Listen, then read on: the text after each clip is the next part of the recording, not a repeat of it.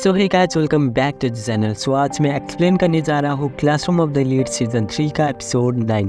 सो पिछले एपिसोड में हमने देखा था कि होरिकिता यामाउची को स्कूल से निकालने का फैसला सुनाती है, पर हिराता होरिकिता के इस डिसीजन के खिलाफ था। और इसी दौरान हम हिराता के दूसरे रूप को देखते हैं, जिसमें वो गुस्से से होरिकिता से बहस करने लगता है। फिर इसके बाद स्पेशल एग्जाम खत्म होने के बाद हमें पता चलता है कि आनोकोजी को सबसे ज़्यादा पॉजिटिव वोट मिला है और यामाउची को सबसे ज़्यादा नेगेटिव वोट मिला है, इसलिए वो स्कूल से एक्सपेल हो जाता है। सो अब इस एपिसोड में हम देखते हैं कि क्लास सी में सभी लोग बहुत ही उदास होते हैं, क्योंकि उनकी क्लास में पहली बार कोई एक्सपेल जो हुआ था। फिर तभी आनोकोजी सकायानागी से मिलने जाता है और वहाँ पे सकायानागी कहते हैं कि ये एग्ज़ाम बिना किसी डाउट के तुम्हें ही एक्सपेल होने के लिए बनाया गया था, पर अगर तुम ऐसे ही एक्सपेल हो जाते तो मज़ा नहीं आता, इसलिए मैंने अपने क्लास से सारे पॉजिटिव वोट्स तुम्हारे लिए यूज किया। फिर आनोकोजी कहता है कि पर तुमने यामाउची को ही एक्सपेल क्यों करवाया। फिर आरिसु कहते हैं कि तुम्हें याद ही है ना कि ट्रेनिंग कैंप पे उसने मेरे साथ कितना रूडली बिहेव किया था, इसलिए मैंने उसे इसके लिए ही एक पनिशमेंट दिया है। फिर तभी वहाँ पे पीछे से एक आदमी आकर कहता है कि हेलो, मैं इस स्कूल का नया बोर्ड चेयरमैन हूँ और मेरा नाम है सुकीशिरो। मैं इस स्कूल में पहली बार आया हूँ, इसलिए क्या तुम मुझे बता सकते हो कि स्टाफ रूम कहाँ पे है। फिर आरिसु कहते हैं कि एक चेयरमैन होकर भी आपको स्कूल का रास्ता नहीं पता। मुझे तो लगता है कि आप हमें उस सीसीटीवी कैमरा से देखकर जानबूझकर हमें डिस्टर्ब करने आए होंगे। फिर तभी सुकीशिरो स्माइल करता है और वो कहता है कि तुम्हारी थ्योरी तो काफ़ी अच्छी है, पर मेरे सामने तो एक छोटी बच्ची है। और तभी वो आरिसु के छड़ी को लात मार के गिरा देता है, जिससे आरिसु भी नीचे गिरने लगती है। फिर तब आनोकोजी आरिसु को बचाने के लिए अपना हाथ आगे बढ़ाता है, और तभी सुकीशिरो आनोकोजी को पकड़ के उसे दीवार पे चिपका देता है और वो कहता है कि तुम्हारे बारे में मैंने जितना सुना था तुम उतने भी अच्छे नहीं हो आनोकोजी। फिर आरिसु गुस्से में कहते हैं कि तुमने बहुत ही घटिया काम किया है। फिर सुकीशिरो कहता है कि और तुम्हारा क्या, मुझे पक्का यकीन है कि तुम्हें आनोकोजी को एक्सपेल करने के लिए ऑर्डर्स मिले थे। फिर इस पे आरिसु कहते हैं कि ऑब्वियसली अब स्कूल हमें बिना किसी रीज़न के एक्सपेल तो कर सकते नहीं है, इसलिए तुम सबको मुझसे इसके लिए हेल्प मांगना पड़ा। और आपको लगता नहीं है क्या कि स्टूडेंट्स के साथ ऐसे बिहेव करने से आपको कुछ दिक्कत हो सकती है। फिर सुकीशिरो हंसते हुए कहता है कि तुम इसकी चिंता मत करो, क्योंकि ये सीसीटीवी कैमराज फेक कैमरा से चेंज कर दिए गए हैं, यानी इसमें कुछ भी रिकॉर्ड नहीं होगा। और आनोकोजी, तुम्हारे पापा ने तुम्हें कुछ मैसेज भेजा है।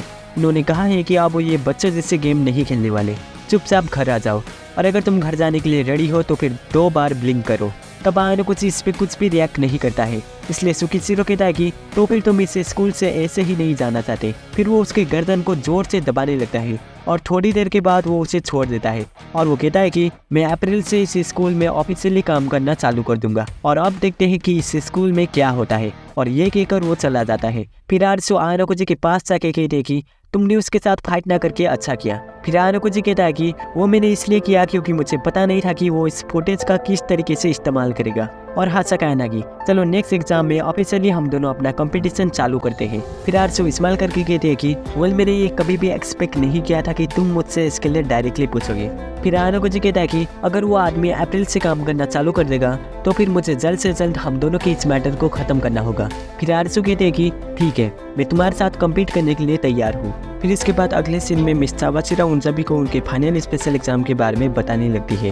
वो कहते हैं कि इस एग्ज़ाम का नाम है इवेंट सिलेक्शन एग्ज़ाम। ये पेपर सफल की तरह ही है, जिसमें सभी क्लासेस एक दूसरे के साथ कम्पीट करेगी। सबसे पहले तुम्हें इसमें 10 इवेंट्स को चूज करना होगा जो तुम्हें पसंद है। फिर चावाशिरा ईके से कहते हैं कि तुम्हें अगर कुछ पूछना है तो तुम पूछ सकते हो ईके। फिर ईके कहता है कि तो फिर क्या हम रॉक पेपर सीजर को भी एक इवेंट के लिए चूज कर सकते हैं। फिर सूडो कहता है कि ये तो इम्पॉसिबल है। फिर चावाशिरा कहते हैं कि हाँ तुम ये कर सकते हो, और इसे सुनकर वो दोनों शॉक हो जाते हैं। फिर चावाशिरा कहने लगती है कि पर तुम्हें इसमें कुछ चीज़ों के बारे में ध्यान रखना होगा, जैसे कि तुम एक ही इवेंट को दोबारा चूज नहीं कर सकते हो, और कुछ इवेंट्स में हमारे पास उसके लिए प्रॉपर इक्विपमेंट भी नहीं होता है। किसी के लिए सीजन ठीक नहीं होता है और किसी के लिए प्लेयर्स भी ज़्यादा लगते हैं, और इसीलिए तुम ऐसे इवेंट्स को भी चूज नहीं कर सकते हो, और ना ही तुम बच्चों जैसे इवेंट को चूज कर सकते हो। और बात करी जाए एकेडमिक फील्ड की तो इसमें स्कूल कुछ स्पेसिफिक सब्जेक्ट्स के ऊपर क्वेश्चन तैयार करेगी, और इसमें तुम जो चाहे वो रोल रख सकते हो। पर हाँ, अगर रिजल्ट ड्रॉ हुआ तो उसे भी एक्सेप्ट नहीं किया जाएगा। और सेम यही बात क्लास मैचअप के लिए भी सेम है, जिसमें दोनों क्लासेस को मिला के टोटल 20 इवेंट्स होंगे। फिर शिनोहारा कहते हैं कि हम इतने सारे इवेंट्स के ऊपर पार्टिसिपेट करेंगे क्या। फिर चावाशिरा कहते हैं कि नहीं, एग्जाम के दौरान सभी क्लासेस 10 में से सिर्फ 5 इवेंट्स को ही चूज करेंगे, यानी बाकी बचे हुए 5 इवेंट्स का कोई काम नहीं है। और इन दोनों क्लासेस के 10 जेन्युइन इवेंट्स में से भी सिर्फ 7 इवेंट्स ही एग्जाम के टाइम लिए जाएंगे। हर एक राउंड में स्कूल रैंडमली किसी भी एक इवेंट को चूज करेगी और ये किसी को भी पता नहीं होगा कि अगला इवेंट क्या होगा। और हाँ, अगर एक स्टूडेंट ने किसी एक इवेंट पे एक बार कम्पीट कर लिया है तो फिर जब तक सभी स्टूडेंट्स कम्पीट नहीं कर लेते तब तक वो स्टूडेंट दोबारा किसी भी इवेंट में पार्टिसिपेट नहीं कर सकता। और हाँ, सबसे मेन बात यह है कि इस एग्ज़ाम के अंदर तुम्हें एक कमांडर को चूज करना होगा। एक कमांडर सिर्फ एक बार ही कम्पीट कर सकता है, पर वो किसी भी इवेंट में इंटरफेयर करके बोनस पॉइंट ले सकता है। फिर हारुका कहते हैं कि पर अगर ये करने से कोई क्लास हार गई तो फिर चाशिरा कहते हैं कि तो फिर उस कमांडर को उसी वक्त एक्सपेल होना होगा। और एक्सपर्सन का नाम सुन के सभी लोग घबरा जाते हैं। और चाशिरा फिर से कहते हैं कि तुम लोग स्कूल खत्म होने के बाद कमांडर को चूज कर सकते हो। फिर वो लोग इसके बारे में डिस्कशन करने लगते हैं, पर वहाँ पे कोइंजी और हिराता गायब थे। इसलिए होरिकिता कहते हैं कि कोइंजी तो है ही ऐसा, पर अब हिराता भी यूजलेस हो चुका है, इसलिए इस मीटिंग को अब मैं ही शुरू करूंगी। फिर तभी सूडो कहता है कि 1 मिनट सोचने, ये डिस्कशन शुरू होने से पहले मुझे कुछ कहना है कि बहुत सारे लोग पिछले एग्ज़ाम के रिजल्ट से नाखुश है। क्यों इके? फिर इके कहता है कि मुझे ये तो नहीं पता कि मैं खुश हूँ या नहीं, पर मुझे बस ये समझ में नहीं आ रहा है कि आखिर आयनोकोजी को सबसे ज़्यादा पॉजिटिव वोट कैसे मिला। फिर होरिकिता इस पे कहते हैं कि मैं उसके बारे में तुम्हें बाद में समझाऊंगी। फिर सूडो कहता है कि मुझे ये बात आयनोकोजी के मुझसे ही सुनना है, आखिर हमने अपने दोस्त को खोया है। फिर आयनोकोजी कहता है कि मुझे उसके लिए माफ़ करना, पर मैं भी इसके बारे में कुछ नहीं जानता हूँ। फिर सूडो कहता है कि तुम्हें इसके बारे में आखिर पता कैसे नहीं हो सकता है। फिर होरिकिता कहते हैं कि आयनोकोजी को इसके बारे में कुछ नहीं पता है और शायद उसे इसके बारे में कुछ फर्क भी नहीं पड़ता होगा। फिर सूडो कहता है कि ये तुम क्या कहना चाहती हो। फिर होरिकिता कहते हैं कि तुम्हें याद ही है ना कि यामाउची ने क्या कहा था। उसने कहा था कि सकायानागी उसे वोट दिलवाएगी, पर आखिर में वो उसे धोखा देकर आयनोकोजी को वोट दिलवाती है। फिर सूडो कहता है कि पर आयनोकोजी ही क्यों। फिर होरिकिता कहते हैं कि इसमें आयनोकोजी की बस किस्मत अच्छी थी। फिर सूडो कहता है कि पर ये तो तुम सिर्फ गेस कर रही हो, है ना। फिर होरिकिता कहते हैं कि हाँ, मैं गेस कर रही हूँ, पर अगर तुम्हें किसी को ब्लेम करना ही है तो मुझे करो, क्योंकि मेरी वजह से ही यामाउची एक्सपेल हुआ था। फिर तभी आयनोकोजी खड़े होकर कहता है कि मैं चाहता हूँ कि इस एग्ज़ाम के अंदर मैं कमांडर बनूँ, क्योंकि मैंने पिछले एग्ज़ाम के कारण तुम सबसे अपने भरोसे को खो दिया है, इसलिए मैं अपने आप को सेक्रीफाइस करके उस भरोसे को वापस पाना चाहता हूँ। फिर इके कहता है कि ये तो अच्छा है, इससे कोई भी एक्सपेल नहीं होगा, क्योंकि आयनोकोजी के पास तो प्रोटेक्शन पॉइंट है ना। फिर तभी शिनोहारा कहते हैं कि जरा 1 मिनट रुको, क्या हम सच में आयनोकोजी की बात मान के बाकी क्लासेस के साथ लड़ेंगे? कमांडर बनने के लिए कोई और भी तो इंटरेस्टेड होगा, पर वहाँ पे कोई भी इंटरेस्टेड नहीं था। इसलिए होरिकिता कहते हैं कि मुझे नहीं लगता कि यहाँ पे कोई भी एक्सपेल होने का रिस्क लेना चाहता है, और इसमें तुम मुझे भी गिन सकती हो, इसलिए आयनोकोजी ही इसके लिए बेस्ट चॉइस है। पर हम सिर्फ उसके भरोसे में नहीं रह सकते, इसलिए हमें सभी चीज़ों के लिए पहले से ही प्लान बनाकर चलना होगा। फिर आयनोकोजी सोचने लगता है होरिकिता मुझ पे ही कमांडर बनने का रोल थोपने वाली थी, और अभी इससे किसी को दिक्कत भी नहीं है। फिर इसके बाद होरिकिता कहते हैं कि तो फिर आयनोकोजी क्या तुम ड्रॉलर्स में जल्द से जल्द जा सकते हो? फिर आयनोकोजी कहता है कि ठीक है। और इसके बाद हम देखते हैं कि ड्रॉलर्स में सभी क्लासेस के कमांडर और उन सभी के क्लास टीचर मौजूद होते हैं। तब आयनोकोजी सोचने लगता है कि मुझे पता ही था कि जिससे इसके पास प्रोटेक्शन पॉइंट होगा वही सब कमांडर बनेंगे। फिर तभी क्लास ए का क्लास टीचर आगे बढ़ के कहता है कि तो चलो पहले क्लास ए से स्टार्ट करके सभी लोग उनमें से एक पेपर को चुनो। वहाँ पे कुछ पेपर खाली है और कुछ पेपर पे कुछ लिखा हुआ है, और जिसे लिखा हुआ पेपर मिलेगा उसे अपने अपोनेंट क्लास को चूज करने का मौका मिलेगा। फिर तभी आरसू कहते हैं कि मैंने सुना है कि अच्छी चीज़ें हमेशा आखिर में होती है, इसलिए मैं लास्ट में ही चूज करूँगी, तो इसलिए से तुम शुरू कर सकती हो। फिर वो सब पेपर उठाने लगते हैं, और क्लास सी की कनाडा के पेपर पे लिखा हुआ था, इसलिए क्लास ए का टीचर कहता है कि तो बताओ कनाडा, आखिर तुम किस क्लास के साथ कम्पीट करना चाहोगे? फिर कनाडा बताता है कि वो लोग क्लास बी के साथ कम्पीट करना चाहेंगे। फिर आरसू कहते हैं कि मुझे लगा था कि तुम लोग क्लास सी के ले जाओगे। फिर इस पे कनाडा कहता है कि हमारी अभी की सिचुएशन उतनी अच्छी नहीं है, इसलिए हम लोग हायर क्लासेस के साथ कम्पीट करके जितना हो सके उतना पॉइंट्स लेना चाहते हैं, पर अभी हम क्लास ए के साथ भी फाइट नहीं करना चाहते हैं। फिर आरसू कहते हैं कि मैं समझ गई।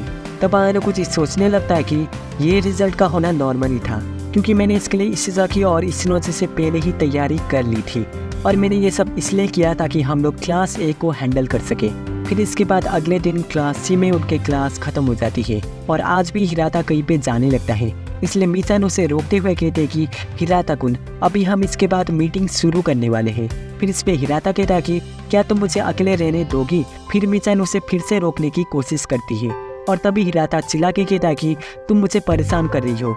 फिर तभी कारिजावा खड़े होकर कहते हैं कि ये बहुत हो गया, तुम्हें नहीं लगता कि तुम उसके साथ बहुत ही रूडली बात कर रहे हो? फिर इस पे हिराता कहता है कि तुम भी तो सबके साथ ऐसे ही बात करती हो। फिर इस पे कारिजावा कहती है कि पर मैं तो सिर्फ क्लास के लिए कर रही थी। फिर इस पे हिराता कहता है कि अपना मुंह बंद रखो, नहीं तो तुम्हारी खैर नहीं। और कारिजावा इस पे कुछ भी नहीं बोल पाती और हिराता भी चला जाता है और मीचान भी उसके पीछे पीछे जाने लगती है। फिर इसके बाद होरिकिता खड़े होकर कहते हैं कि अब हम हिराता के बारे में कुछ नहीं कर सकते, इसलिए अब हमें सिर्फ डिस्कशन पे फोकस करना होगा। और तभी सूडो कहता है कि चलो आज कोइंजी तुम रुक ही गए। फिर कोइंजी कहता है कि वो इसलिए क्योंकि होरिकिता ने इसके लिए मुझे बहुत ही रिक्वेस्ट की थी, पर हाँ हमें इस डिस्कशन को एक ही मीटिंग में ख़त्म करना होगा क्योंकि मैं काफ़ी बिजी हूँ। फिर होरिकिता कहते हैं कि ठीक है, तो फिर मैं तुम सबसे साफ साफ कहूँगी कि अगर तुम लोगों के पास एक भी ऐसा इवेंट है जिसमें तुम्हें लगता है कि तुम वाकई में जीत सकते हो तो फिर उस इवेंट को सबमिट करो। फिर कोइंजी कहता है कि अच्छा, तो फिर तुम ये चाहती हो कि ये डिस्कशन करने के बाद भी हम सबको इसके टास्क को कंप्लीट करना होगा। फिर होरिकिता कहते हैं कि तुम्हारे पास एक इवेंट तो ऐसा होगा ना जिसमें तुम वाकई में जीत सकते हो, या फिर तुम क्लास के लिए कुछ भी नहीं करने वाले। फिर कोइंजी खड़े होकर कहता है कि ये मत सोचो कि तुम ये सब कह के मुझे मैनिपुलेट कर सकती हो, मैं एक जीनियस से कम नहीं हूँ, पर ये मुझ पर डिपेंड करता है कि मैं अपना टैलेंट तुम्हारे लिए यूज करूँगा या नहीं। और ये कहकर वो हंसते हंसते चला जाता है। फिर इसके बाद होरिकिता कहते हैं कि मैं कोइंजी से बाद में बात करूँगी, सो अब आगे के लिए इंतज़ार करते हैं कि क्या होगा। फिर इसके बाद रात के टाइम आनोकोजी कारिजावा को अपने रूम में बुलाता है और वहाँ पे कारिजावा कहते हैं कि तुम मुझे यूजुअली अपने रूम में नहीं बुलाते हो, वो अगर हमें कोई देख लेगा तो इससे तुम्हें दिक्कत हो सकती है। फिर आनोकोजी इस पे कहता है कि वो अभी तक जो भी हुआ है उससे हमें सावधान रहने की कोई ज़रूरत नहीं है और मुझे तुमसे हिराता और क्लास के बारे में थोड़ी इन्फॉर्मेशन चाहिए थी। फिर इस पे कारिजावा कहते हैं कि पर तुम मुझे ये सब फ़ोन पर भी तो पूछ सकते थे। तब आनोकोजी कहता है कि कुछ बातें अगर हम फेस टू फेस करेंगे तो उसे समझने में आसानी होती है और उससे पहले मुझे तुम्हें कुछ देना भी है।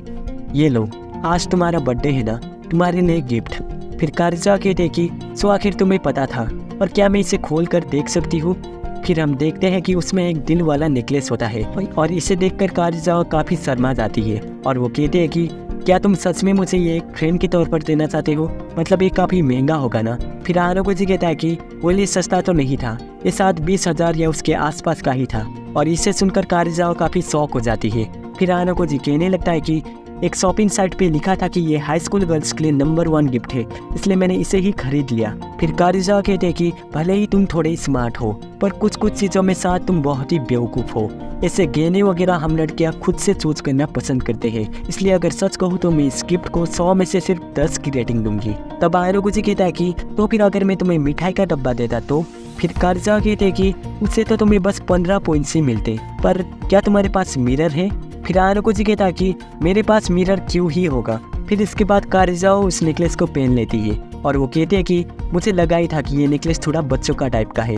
फिर आनोकोजी कहता है कि अगर तुम्हें ये नहीं चाहिए तो यहाँ से जाने से पहले उसे यही छोड़ दो। फिर कारिजावा कहते हैं कि पर मैं तो एक्चुअल में बहुत ही सुंदर हूँ ना, इसलिए मैं जो भी पहन लूँ वो ऑटोमेटिकली बहुत ही सुंदर हो जाता है, इसलिए मैं इसे पहन लेती हूँ, लेकिन सिर्फ इस बार ही। फिर आनोकोजी कहता है कि तो फिर ठीक है।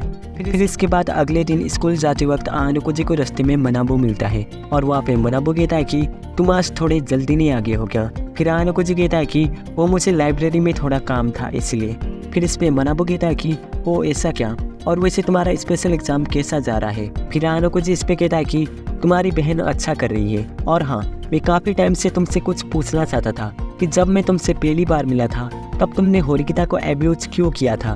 फिर इस पे मनाबू कहता है कि मैं उससे काफ़ी नाराज़ था, उसके ग्रेड्स के लिए नहीं पर बल्कि उसके कैरेक्टर ग्रोथ के लिए। सुजने बचपन से ही बहुत ही स्माइल करा करती थी पर अभी वो सिर्फ मेरी नकल कर रही है। फिर आनोकोजी कहता है कि सो तुम ये कहना चाहती हो कि वो तुम्हारे इन्फ्लुएंस की वजह से कूल बनने का नाटक कर रही है? फिर मनाबू कहता है कि ये बात सिर्फ उसकी एटीट्यूड का नहीं है बल्कि उसका खाना पीना, उसका फेवरेट कलर, उसके फेवरेट कपड़े, वो सब कुछ उसने मेरे टेस्ट के अकॉर्डिंग ही बदल दिया है, इसे हम ग्रो होना नहीं कहते। फिर आनोकोजी कहता है कि तुम दिखने में तो बहुत ही परफेक्ट हो पर फिर भी तुम अपने बहन से अच्छी तरीके से बात भी नहीं कर पा रहे हो। फिर इस पे मनाबू कहता है कि आखिर इस दुनिया में कौन ही पूरी तरीके से परफेक्ट होता है, क्यों मैंने कुछ गलत कहा? फिर आनोकोजी कहता है कि तुम सही कह रहे हो पर शायद अब होरिकिता थोड़ी थोड़ी बदल रही है। फिर मनाबो कहता है कि अगर सुजू ने मुझ पे डिपेंड होना छोड़कर अपने आप के साथ ऑनेस्ट होना चालू कर दे तो फिर मुझे लगता है कि एक दिन वो मुझसे भी आगे निकल जाएगी, पर ऐसा तब ही होगा जब वो खुद से ही अपने आप को चेंज करेगी। फिर आनुकुजी कहता है कि होरिकिता चेंज होकर ही रहेगी। ओ सॉरी, मेरा मतलब यह है कि मैं उसे चेंज करके ही रहूँगा, और वो भी अभी तक मैं जैसे करता आया हूँ वैसे नहीं, मैं इसे सीरियसली लेकर करना चालू करूँगा। फिर मनाबो कहता है कि ओह, पर मैंने ये कभी भी एक्सपेक्ट नहीं किया था कि तुम ऐसा कहोगे। फिर आनुकुजी कहता है कि और क्या मैं तुमसे एक और सवाल पूछ सकता हूँ कि क्या तुम ताचिवाना सेंपाई को डेट कर रहे हो? फिर इस पे मनाबो कहता है कि नहीं, ऐसा कुछ भी नहीं है, पर फिर भी मैंने ये कभी भी एक्सपेक्ट नहीं किया था कि तुम मुझसे एक नॉर्मल हाई स्कूलर की तरह ऐसा सवाल पूछोगे। फिर आनुकुजी कहता है कि वेल, मैं भी एक नॉर्मल हाई स्कूलर की जैसा ही हूँ। फिर मनाबो कहता है कि तो फिर एक नॉर्मल हाई स्कूलर के तौर पे क्या तुम मुझे बता सकते हो कि क्या तुम्हारे पास कोई गर्लफ्रेंड है या नहीं? फिर इस पे आनुकुजी कहता है कि बिल्कुल भी नहीं।